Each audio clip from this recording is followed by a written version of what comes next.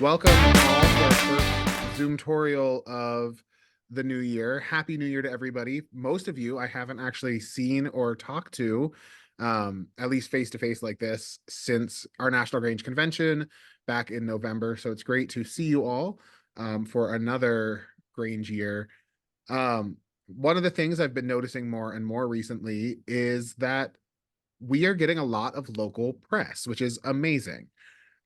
We One of the great perks of my job and of Amanda's job is that we get a daily email that comes to us that kind of highlights every Grange that's mentioned in the news, whether it's in the community highlights section, whether it's in on Facebook, wherever Granges are mentioned, we kind of get it highlighted. So it's really cool for me to see more and more local Granges actually getting recognized for the work that they're doing. And that means more Grange leaders are being interviewed and talking to the press. And that's not just presidents and secretaries, anybody who's working to help run a Grange, to help run an event is considered a Grange leader. And so that's, of course, the crowd that we have gathered here tonight. You all, I know, are very involved in your Granges, which is incredible. So thank you all for being such great Grange leaders. But I thought one thing that we could all use a refresher on, and you're all tired of hearing my voice. So I thought it would be great for us to have some outside advice tonight on what to do when talking to the press and how to best get your Grange recognized, and how for you as Grange leaders to talk to the press to get the best press you possibly can. So tonight I'd like to introduce our speaker. I'm going to read his bio that's on his LinkedIn page, so I hope that's not too embarrassing. Oh, I don't know how old that is, but yeah, go for it, man.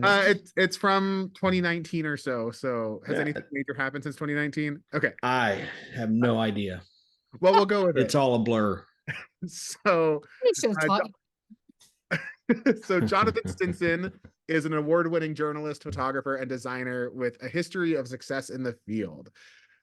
He holds a Bachelor of Arts degree focused in communication and information sciences from University of Alabama, Roll which Tide. which has provided him with a solid foundation for his career.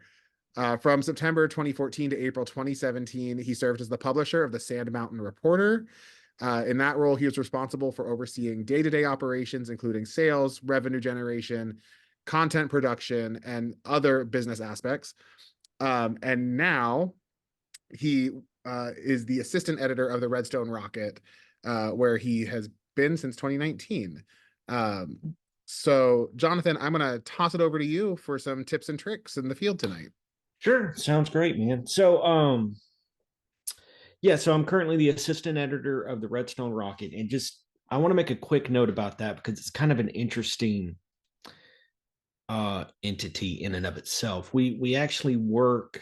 We're a government contract, so the government has contracted us to produce this paper for them, and we do about 25,000 issues plus about another 20,000 online. And it's interesting because we deal with a lot of different every tenant organization on Redstone Arsenal has a PAO shop. And so we deal with an inordinate amount of public relations people, right? And when Phil asked me to do this, he said, "We'll just talk about press releases and talk about landing an interview." Um, but before I get to that, I do want to mention each of you are here tonight, right? Because y'all care about this organization, and in there is a story. So everybody's got a story. I used to work for a guy who'd always be like, everybody's got a story. You can just walk down the street and people will tell you a story. And that's true, but that doesn't mean everybody has an interesting story.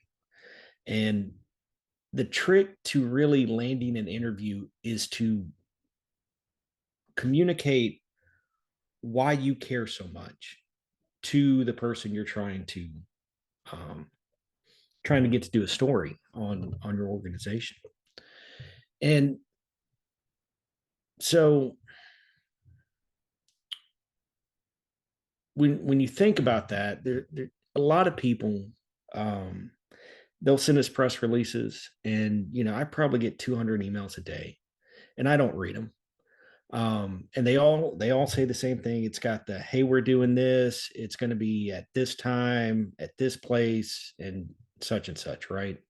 And that's great, but like, I do 1,000 different things a day. The reporters that you're engaging with, they all do 1,000 different things a day. We just don't have time to like filter through all that information. So if you can communicate to me why I should care, or even why you care. I don't have to care about it. But if I see someone who's passionate about what they're doing, it's going to interest me, and I'm going to sit down and I'm going to have a conversation with you, and I'm going to talk to you, and um, we'll figure out an angle to work a story.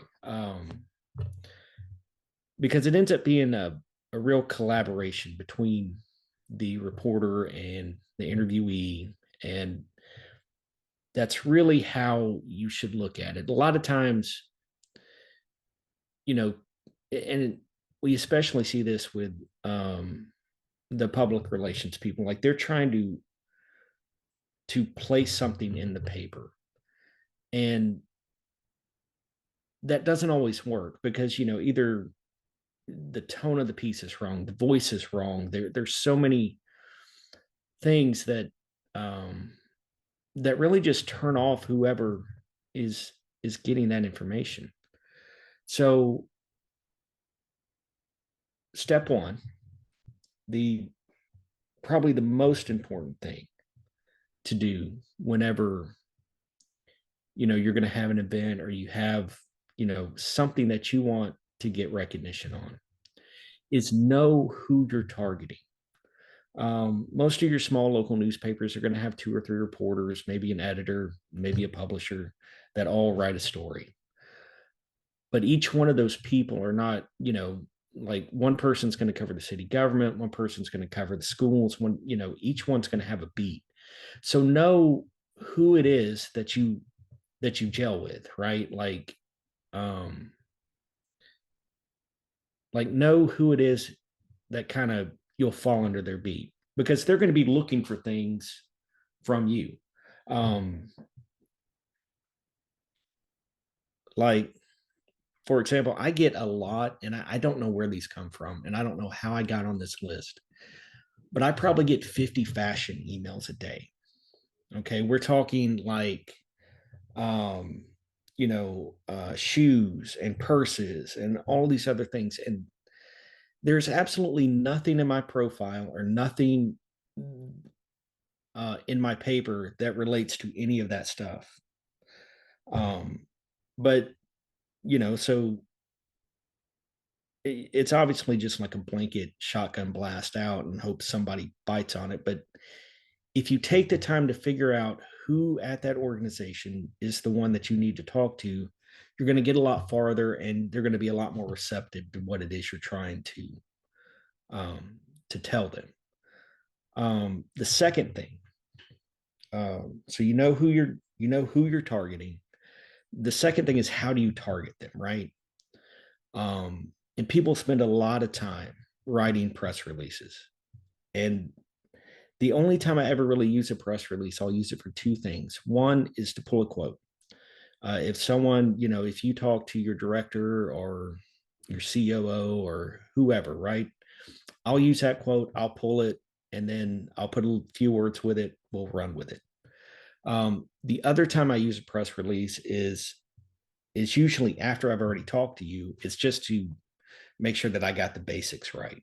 Um, because a lot of time you're taking notes and you'll just write something down wrong. I just like to double check, but that's about it. Like um, all that other stuff that people put in there, it, it's worth it to you because it kind of helps you get your thoughts together. But hopefully, and I'm not saying everybody does this, but hopefully I've already spoken with you. We've already talked about all that, and I've got your version of whatever it is that you put in that press release. So the best way to go about, landing an interview with someone is just shoot them an email and make it personal. If you know their name, put their name in there. Just give them like maybe two or three sentences of what's interesting, like why why people care about what it is you're trying to say. And then give them your contact info. Give them a phone number. I can't tell you how many people will send me an email and like there's not a phone number. And, you know, like I know nobody, calls anybody anymore, but we still do. Because it's quicker. We're usually doing, most of my reporters, they do maybe one or two stories a day, right? And and that's trying to wrangle people and trying to get all of that stuff. So it's quicker for them if they can just pick up a phone, call you, do a 15-minute interview, and then you know put that in their stack and write it up and send it in. um, so make sure your contact info's on there. The other thing is, when you put something in an email versus attaching a press release to it, it means I can go back through my email and I can search for keywords. And typically I can't search for a press release, but like I'll I'll see an email, I'll think, oh, that's kind of interesting. And then, I'll go do something else. And then I'll come back and be like, oh man, I can't find that email. So I'll search for it. And if you put that information in the body of the email, I'll find it, I'll call you, and life's good. Um, but if it's in an attachment or something, eh, most of the time I can't find those. So you know who you're talking to, you've sent them an email, and you're still not getting anywhere, right? So call them. You would be surprised. Like, I get very few phone calls. People just don't call. So if you've got a number for the paper or the news station or whoever, just give them a call. You'll get somebody on the phone, and most of the time you can knock out whatever it is you're trying to do right there. Um, and you know, just be prepared when you call that, hey, I may be interviewed right at that moment, right? Let's see.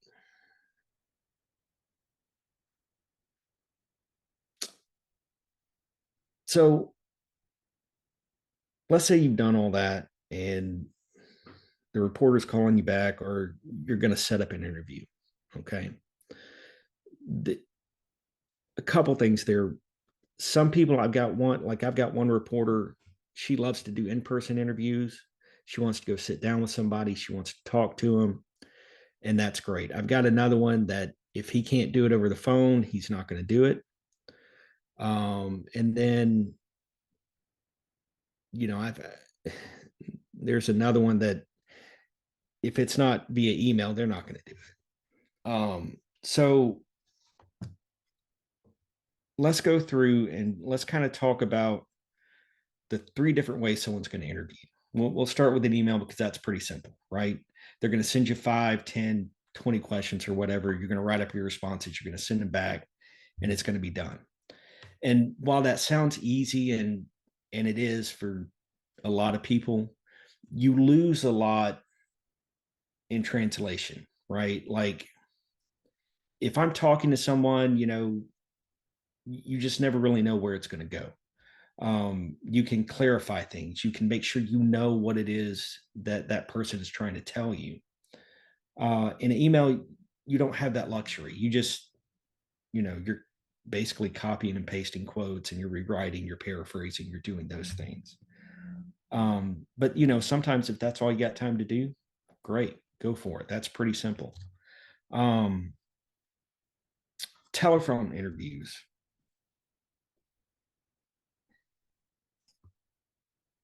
When you're on the phone, what I've noticed is people tend to talk faster when they're on the phone.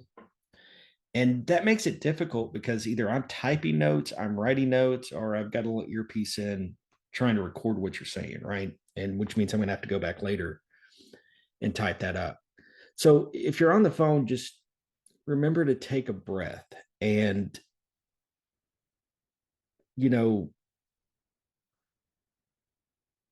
really think about what it is that you're going to say. Make sure that, you're speaking concisely. Like politicians are probably the worst at this. You'll ask them a question and they just start rambling, right? Because they've all, they've got a message that they want to get out. So they'll start answering your question, and then it's like this huge run-on sentence, and they just start saying whatever it is they want to say, and then eventually they just run out of gas, I guess, and you go on about your business. But you know, so what I'm saying to you is, whenever you're on the phone, just make sure that you speak clearly. Don't don't feel like you have to get it all out at once, um, because you're going to help the person on the other end of the line out so much by just kind of slowing down, letting them write things. You'll probably hear typing in the background, and you know that's just generally the best way to go about doing that. Um, Now let's talk about the in-person interview, which nobody nobody really seems to do anymore, and it's kind of sad, because those are the opportunities you have to really get the most out of what it is, because not only do you have that opportunity to tell somebody something, but you can also show them something, right? Like, um depending on, if you say, hey, sure, come meet me at my office, or come meet me, um at wherever the whatever the catalyst is for the phone call is, and you can show them the place, and they can get all of those extra sensory details, which helps them tell your story better, because they have a better understanding of it. I mean, one of the hardest things about being a journalist really is just, we're going out and we're working at a speed that doesn't really allow us to always, you know get all the context of what it is that's going on. We don't have time to, like, um and it well and it really leads to, like, a lack of understanding, which can cause a lot of problems down the road. um Trying to think. So let's kind of let's kind of talk about, like, when I go to interview somebody, what I kind of expect to happen, right? Like, by the time we've talked and I'm coming to see you, you probably know what I'm going to come ask, right? um so it helps to, and this is probably the one reason it's worth writing a press release, is because it allows you to take your thoughts, and you've got them all written down. You've got everything you want to hit there, so you know what it is you want to say. There are a lot of times when I'll go and, like, I'll ask somebody, um, like the other day, like they were boring under one of the roads to run some water, and it was causing traffic delays, right? So I go to the guy who's over the project for the thing, and I go, well, what are you doing? Because all I knew is they had a crew on the side of the road, and it looked like they were drilling something. And instead of me getting the information of, oh yeah, we're doing this for because we need to connect this water line to this water line because we're going to end up building out this development over here. Instead of getting that, I got, oh, well, you know what? You really need to go talk to so and so. You need to call this guy, and you need to do this. And I'm like, dude, like, you knew I was coming. We have an email chain where, I kind of told you what I was looking for. You could have saved us both a lot of time if either you pushed me off to someone else, or if you just got the information to go, ahead of time. Um, but that happens in incredible, it happens a lot. Um, so, it's important to be prepared. It's important to have your messaging kind of handy and kind of solidified in your mind. Um, and it just helps things go a lot smoother when you do that. And let's see. And the other part of all this, and we get, people get nervous, right? Like, and I don't know why, but um, I mean, I get it, but at the same time, it's kind of like, well, you know, we're all adults here. We can have a conversation, but people tend to get nervous. But the thing you've got to remember is that that person sitting across from you is probably just as nervous as you are. Um, it, especially, you're probably going to end up dealing with a lot of younger journalists, a lot of people who are just starting out. It takes a minute to get comfortable enough in your own skin to go out and talk to someone and feel like you have the right to be there. So, what that means is like there's no reason for anyone to be nervous about talking to someone in the media, at least not from a person to person perspective. Now, it's okay to be nervous because you don't know once you say something to a reporter, you don't know what's going to happen after that, right? Like that's everyone's biggest fear. Like I'm going to be misquoted or something, I'm going to get something wrong or, something bad's going to happen. And that's probably a legitimate fear. Um, but what I would say about that is you can only control what you can control. And it kind of goes back to, you know, making sure you know what your message is, making sure you know what your story is, and putting it in the simplest, most concise way possible. Because when you do that, it just leaves very little wiggle room for someone to not misquote you, because most people are not going to misquote you on purpose. But they will misquote you because they heard it wrong or there's a typo or, just something happened that caused a miscommunication there.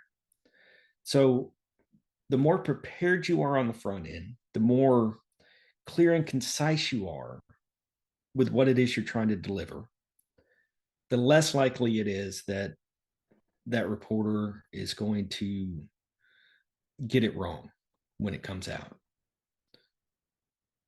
Um, but even if they do, and this is one of the hardest things about what I do every day. It's like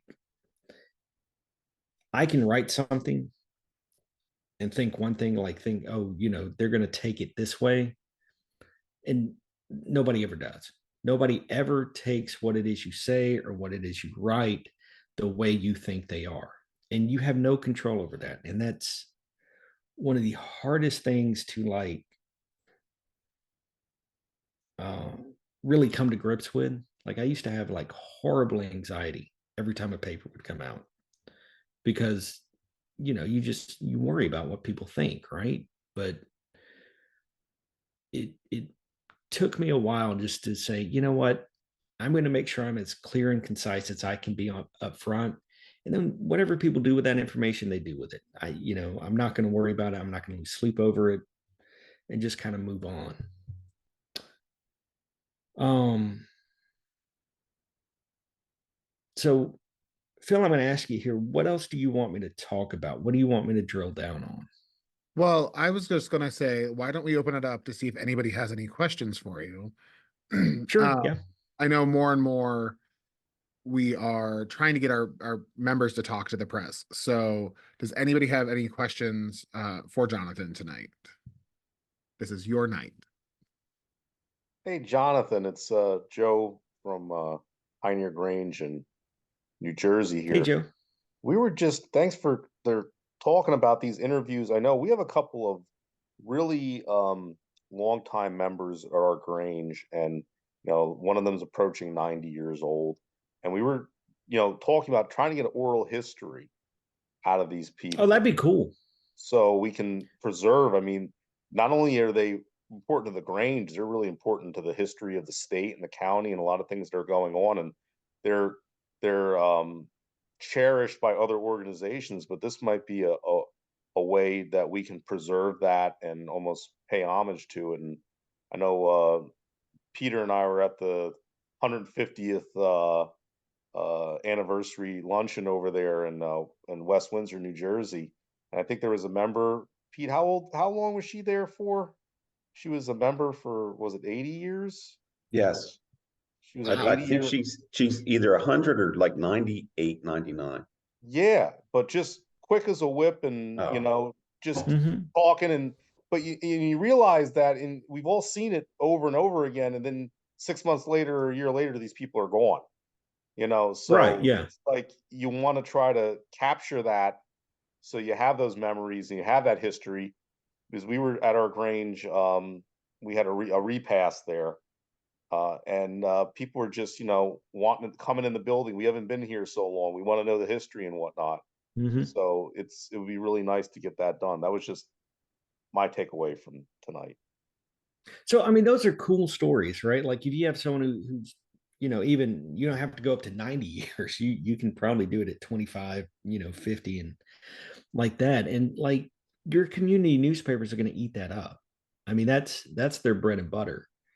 Um, and if you can talk a reporter into sitting down with that person for, just as much time as you can, then they're going to do a lot of that work for you.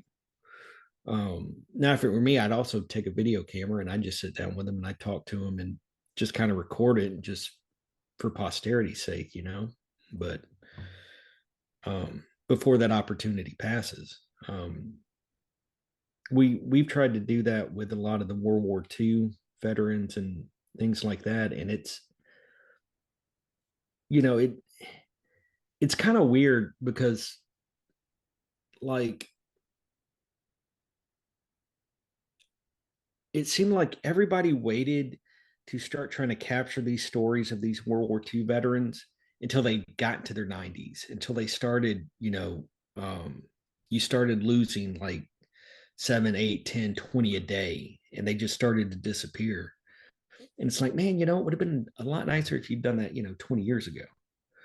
So I mean, all of that's to say that I love that idea. So Jonathan, if I could kind of piggyback on what Joe asked. So if Mhm. you're going to propose an article to the local press on that, um, how would you do that? I would say, the changes I've seen, because knowing where So, Joe's Grange is and know where she lives, trust me, there are some amazing changes that have happened in that community. mhm. And do something like from that perspective.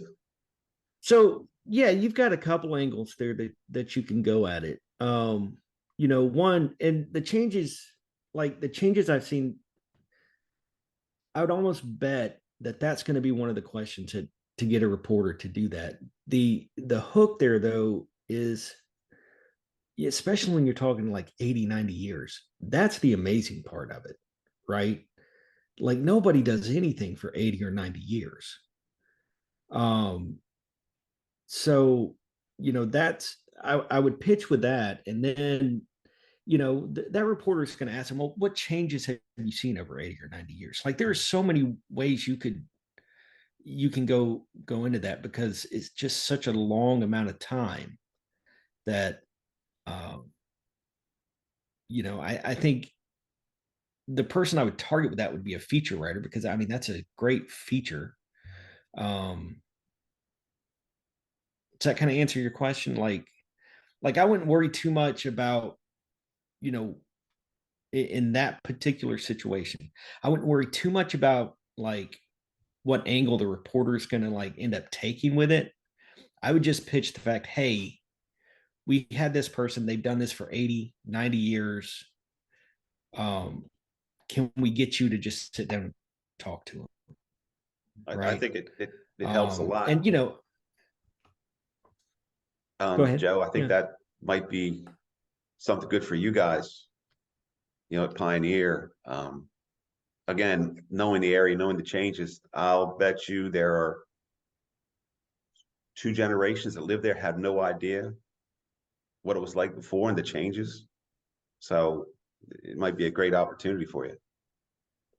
So what media outlets do you have around you, Joe? Oh, we have everything. We're smack dab between Philadelphia and New York City, so we have a huge every media, and a lot of local celebrities live around us. So we have a large amount of people, and our Grange is actually famous for Norman Schwarzkopf's family was a member of our Grange. Really?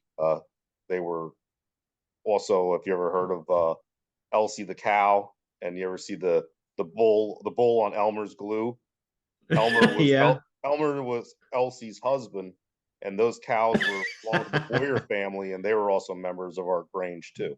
I was going to say, one of We're your not too members, far away from the Grange. yeah, one of your members talked about when they took Elsie around to raise war bond money. Yep. She rode on the plane with Elsie to keep her calm. Yep. Well, see, so that's one of those things, like a story like that is one of those things that you can hit like every 5 years. Like you can find a media outlet that's going to do that regularly, right? Because it's a cool story. And, we're always looking for a cool story. And like people don't remember what happened yesterday. They rarely remember if you've done a story a year ago. So we're always kind of like recycling things, especially. And one thing I didn't talk about, when you're trying to, find these interviews and find these places, like, you've got your newspaper, right? But then, like the newspaper, they probably do like 12 to 24 special sections on top of that. So, there's a place for your story somewhere if you just do the homework to kind of figure out, well, where does that story fit? And I'll tell you, like with our special sections, we are scrambling to find stuff to put in those all the time. And it's, so anytime, like in fact, most of the time when somebody pitches us a story, I try to put it in a special section first because those are the hardest things for me to fill up. Like I can fill up the paper all day long. It's these random, like we do a breast cancer awareness special section that is the bane of my existence every year because there's only so many things you can do about breast cancer. And there have been some great strides made with that, but they don't make great strides every single year. So we have to go back and recirculate and recycle story ideas. So like the Elmer Glue thing and like any big thing that your Grange has going on, if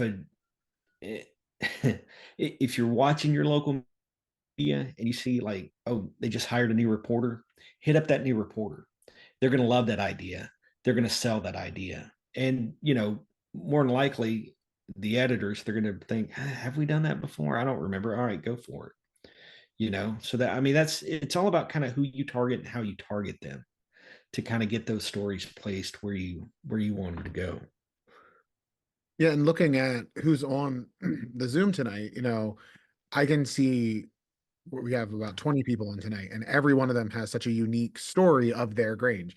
So, Jonathan, you're a Rotarian, so we're kind of in the same vein as far as community activities and being involved and trying to make our communities better. And so, what would the perfect pitch sound like if we were trying to pitch a service event, just to try to get people to support our event? What makes, as an editor, as a reporter, what What makes makes your event more like what makes it stand out more stand out? than 100 pancake breakfasts that might be happening. How can somebody pitch theirs to make theirs the most special and the most worthwhile of covering?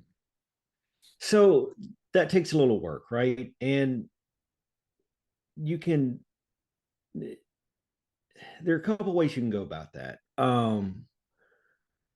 And I've seen people like, one, they'll try to get a high profile guest, right? Like if you get a high profile guest coming to your event, I'm going to come to your event, right? And I'm going to cover that, because what that high profile guest does for me is I know they have a following. I know if I put that out there, I'm going to be able to translate that into clicks and readers and all of those things. But those usually cost money, right? The other thing is, like, you just need to find a unique story. Like, let's take a pancake breakfast, right? Well, if you have someone who's been doing that, making pancakes for that pancake breakfast for like 20 years or something, and she comes in and like, this is the thing that, she's known for how great her pancakes are. Sell me that story. Because I'll run a little recipe and I'll do that all day long in the food section or something like that. It it gets tricky because, like, around here, like we have Huntsville, it's very veteran heavy, because people like the Army guys, they come, they work at the arsenal, they retire to Huntsville. So we have probably 30 or 40 different veteran organizations um, that are always, they're doing what you would be doing, like always trying to, hey, we got this event coming up, we got this event coming up.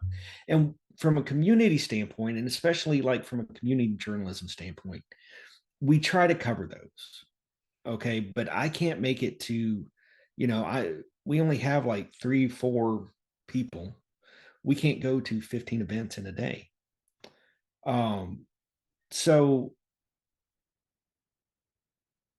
like, hang on, I just had a thought. Sorry about that. So the other thing to think about when you're thinking about these events, right? Like, almost every paper, every news station on their website or something like that, they're going to have an announcement section. And usually you can get anything you want in an announcement section anytime. So at least that's something, right? So if you're just selling an event, make sure you at least get it in that announcement section.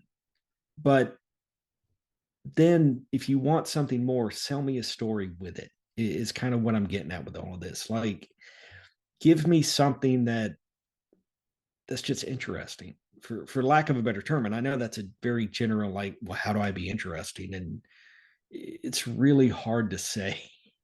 No, you're But you're right. I think what comes along with not just being a good storyteller and being a good salesperson is finding the niche, finding the interesting part of your event.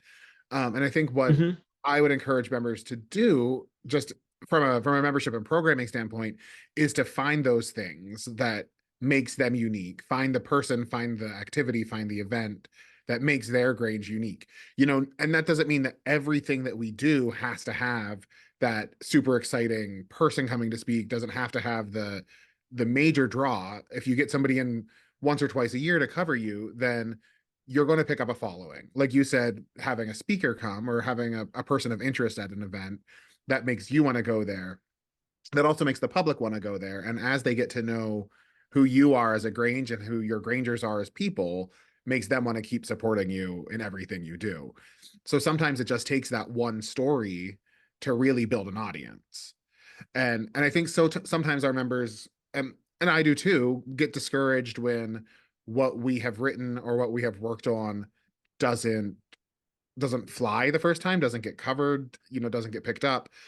I want to encourage people to not stop trying. Just because it doesn't Well, happen the first time doesn't mean that it won't. right. Let me jump on that. Most of the time, if it doesn't happen the first time, it has absolutely nothing to do with, you made a bad pitch or it's a bad story or something like that. it's almost always has to do with scheduling conflicts, right? It's always, I just couldn't get to that. Um, and there are so many things like um, that, and this is what drives me crazy, is people will tell us after the fact, or they'll tell us like 2 days before it happens or something like that. And then it's like, okay, I'm going to remember that for next year because that was interesting. I'm going to make a note and remember that for next year. And I do. And then I just forget to look at the notes because I get busy doing something else.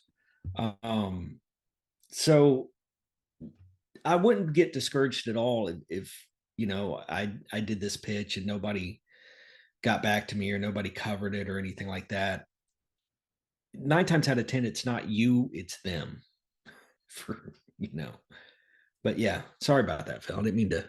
No, absolutely. That's I say these things, so I think everybody on here knows that I kind of feel like I'm preaching to the choir sometimes. So I say the things and people get tired of hearing me say it. So when I let Sure, yeah. somebody else say it, that's okay. Well, any Yeah, other no, questions for and Jonathan tonight? No, it's a quiet crowd no, tonight. nothing. I was going to say that there's the opposite effect as well that I've seen. Oh yeah. And Phil knows exactly what I'm thinking of.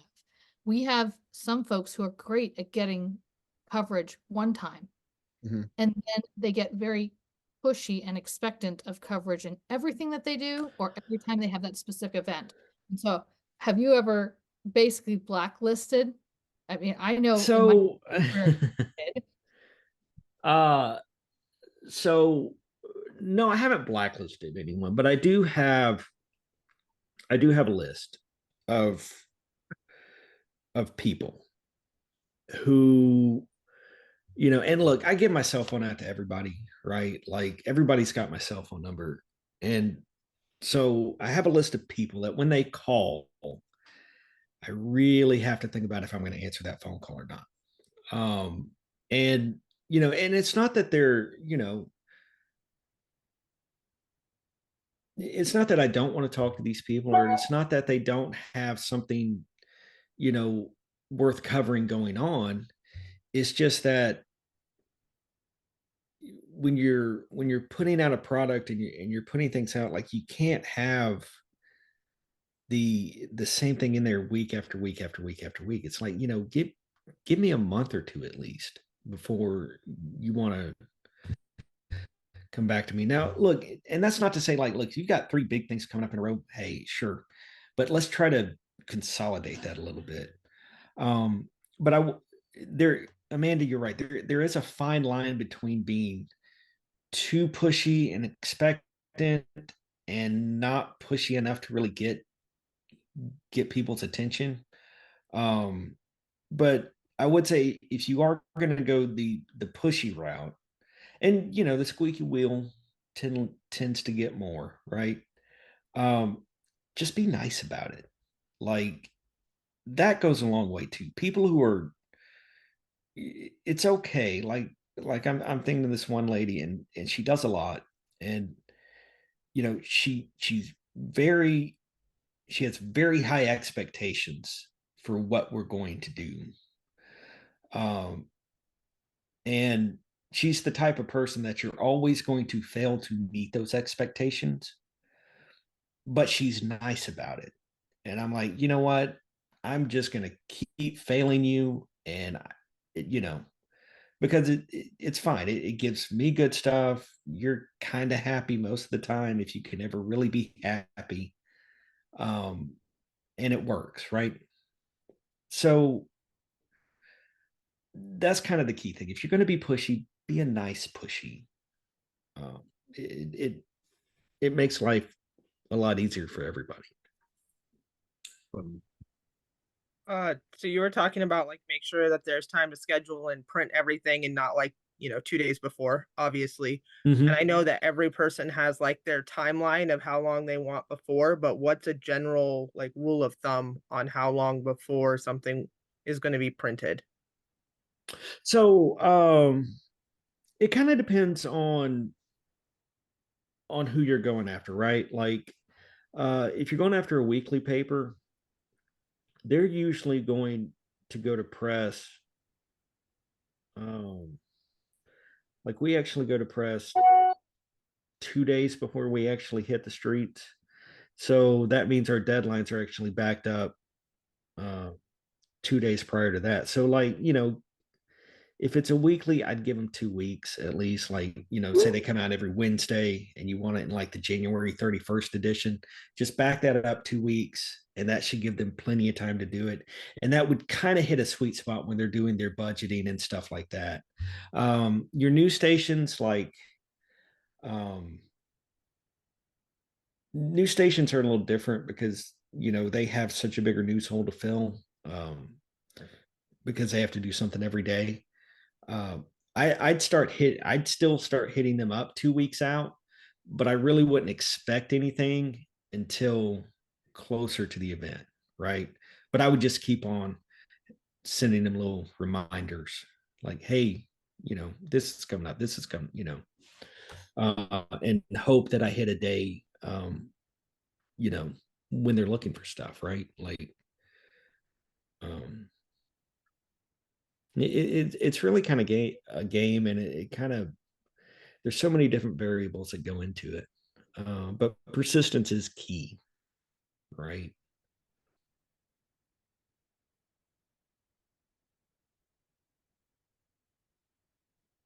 So, Jonathan, what would it take for us to pitch you a story about Grange, since there's so many retirees from all over the country, including communities where Granges are, about the commitment of this 156-year-old organization to the military in support of our troops and all of the endeavors from, World War I, II, Gulf War, everything, including raising money for war bonds and raising money for bombers and all kinds of fun stuff that we've done over the course of time.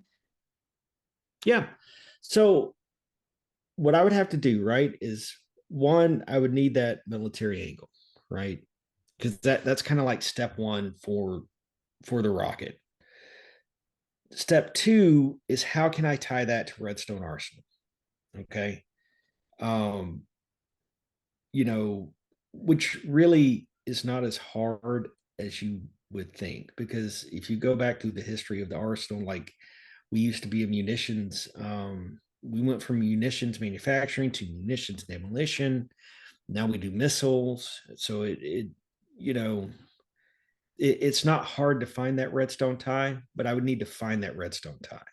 So if you do those two things for me, and like I don't have to go do it, then perfect. Then I'd be like, yes, I'm definitely, I'll find a place to put that, But I mean, that's really all it takes. And like each place you're going to call, they're going to have their own set of criteria like that, right? Like, most of your general interest news orgs, they want that local tie because, and especially in print, like our bread and butter is, community journalism, and believe it or not, it still works. There are so many smaller papers around the country right now that are just, they're doing great. They're making a ton of money. They're not paying anybody any money, but they're making the money. And, they still have a good following of people who read them on a regular basis. And, and I do a lot to kind of promote print. But if you really think about it, if you think about the people who are sitting down to read a community newspaper, they're the people that are more invested in your community, and they're the people that are going to read a story and then they're going to go out and they're going to tell somebody else about that. You get a lot of bang for your buck if you work your local press, right? And also they're sometimes a lot easier to approach than like your news stations who are running with underpaid, underfed, overworked reporters, right? Yeah. What do you do if, and maybe I'm sure this is not just my area, but our local newspaper covers our entire county, and we have one of the largest counties in our state. And I'm sure that's not unique to me in any way, shape, or form. But we're also, our Grange is one of 6 Granges in the county, and Mhm. one of, 200 nonprofits in the area. So again, Mhm. I guess it's just developing the right story, finding the right angle, reaching the right person. Well, yeah, I would focus on one, developing the right relationship, like find and working with that person, right? If you've got 6 Granges in the coverage area of this paper, right? Like y'all can work together, and you know, the more people the story will affect, the more oomph it'll have whenever it hits, whenever it hits a reporter's desk, right? So, I would start out, I would take the 6 Granges and I would be like, okay, what can I pitch to this person um who covers, whatever it is for that paper. And then I would get them to do that, right? And then once you make that relationship, once you make that connection, then you can start working in, hey, this Grange over here, they've got this going on. Hey, we're doing this over here. And it takes a little time to develop those relationships, and it gets challenging because you do have a lot of turnover in the media profession in general. But it just a little persistence, you get lucky, and once you build a relationship with one, you'll you usually have a pretty good chance of carrying that over to whoever takes her place, right? Awesome. Anybody else with any questions? Bill, if I can, Absolutely. Pete, you you know own me. it. So Jonathan, I've been to Mhm. Huntsville a couple years Mhm. ago to play Robert Trent Jones golf trail up that way Yep. between Camp Huntsville and and Go. Muscle Shoals. So I That's realized a how nice one. close now that Huntsville actually is to Tennessee, and Chris being on the board of directors for Quilts of Valor program, a lot of Granges around this country do Quilts of Valor, and since you have a large Mhm. veteran population in that, and I don't know how far your press coverage area is. I don't know what, just due to city of Huntsville or the area, but I'm just thinking So there's a we tie-in because Tennessee does have Granges, Mhm. and just would that be a way to get interest for an article in that area? Yeah, I think that, yeah, I think Tennessee's close enough. We do go up into Tennessee a little bit. It, Especially so, like, our print footprint is really it it's really located on the post, right? Like, we do go outside of the gate to an extent, but like most of our print stuff is on the post. But when you look at the web traffic and everything else, like, the 44,000 people that work on the Arsenal, a lot of them live in Tennessee. A lot of them live, outside of that Huntsville metro area with Madison and stuff like that. So yeah, we cover stuff up there whenever someone tells us about it. But it's one of those things where we don't know what we don't know, you know. And Quilts of Valor, I can't remember the last story we did with them. But we used to have a lady named Carrie Hawkins, who's a really big quilter, and she would do stories on that program and stuff like that. But yeah, I mean, that would be a great tie-in to try to get some coverage on that. I'll send you a press release. Yeah, go for it, man. No, Chris has been Because very we'll probably be able to use it somewhere, sweet. especially when we do our in November we do a huge veteran section, and I mean the thing is a monstrosity. So definitely love to have stuff for that. So That's awesome. not trying to push y'all off till November, No, but no, no. just let But me if we know. can find and locate some veterans that have been connected to the base as well, that's something that we're able to find and highlight those veterans as well for you. And I bet it won't be hard, especially for the Tennessee ones. Right, exactly. I'll send some emails later this week to some people and get some things rolling. So Sounds good, man. Well, thank you, Jonathan. We're reaching our hour mark. So I do want to say thank you very much for joining us tonight. I really appreciate your time, your expertise, your knowledge. For anybody who was on tonight, if you learned something, this video will be edited and up on our YouTube channel later this week. That's nationalgrange.org's, nope, backwards, youtube.com/nationalgrange. So go ahead and check it out there. Be sure to share this video.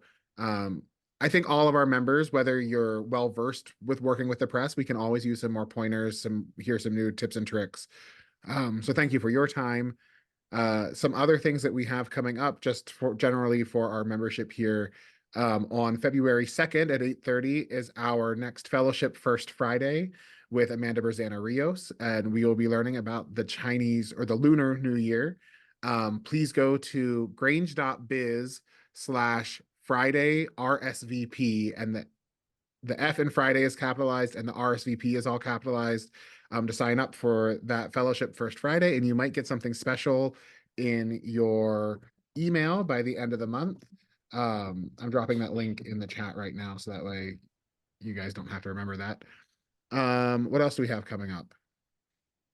February 7th, February 7th. What's that? the resiliency program. Oh, Rural yes, Minds. you're right. Yes, so on February 7th, thank you, Pete. I was like, that date does sound familiar.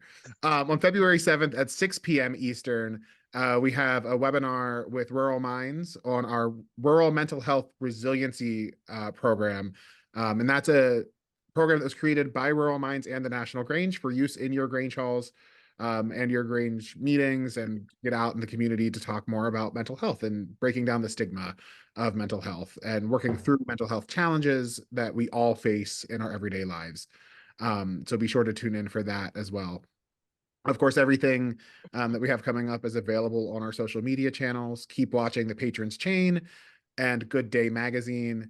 There's plenty coming up. So thank you all for being here tonight. And we will see you all soon again on another Zoom. So thank you again, Jonathan. Hey, thank you guys. Appreciate it. Had fun. Great. Have a great night. Thanks, everybody.